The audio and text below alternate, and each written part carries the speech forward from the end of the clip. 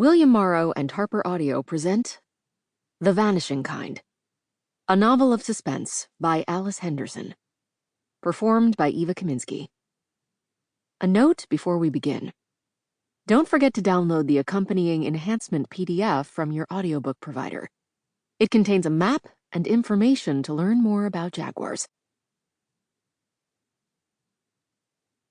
For my parents, who took us on epic camping trips and encouraged my love of nature. For all the activists and nonprofits out there working to save the jaguar and myriad other species who need our help. And for Jason, kindred spirit and fellow adventurer. Prologue. Berkshire University, New Hampshire.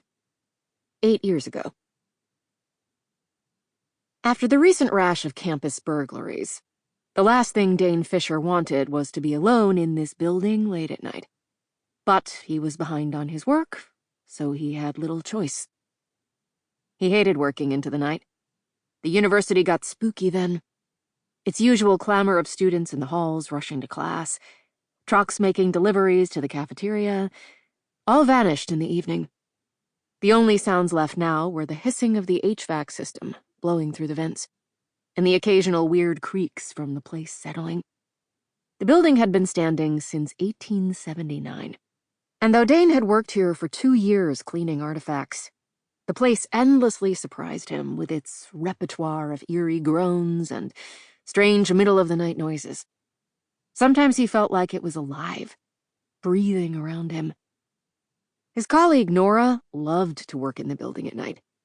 She swore that the quiet solitude helped her concentrate.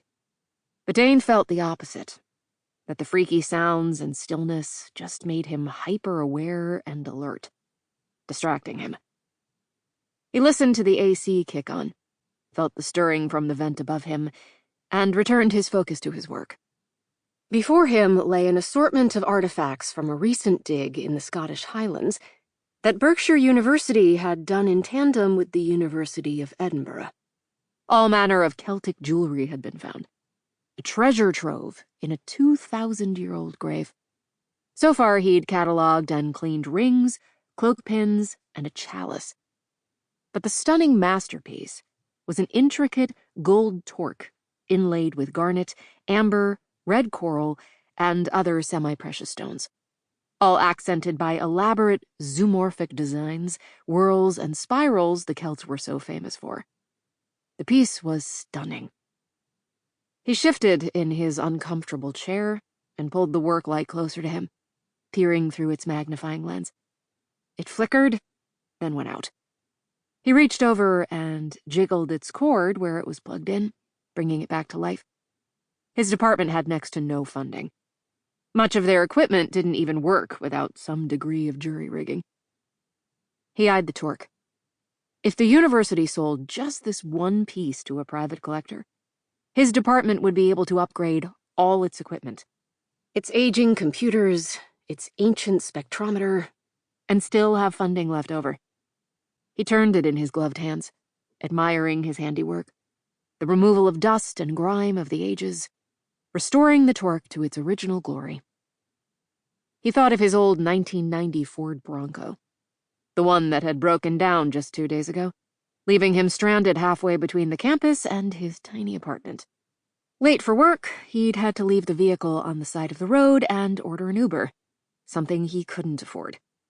But the professor he worked for brooked no tardiness or slacking, and his car's breaking down would have definitely slotted him into the professor's slacker category.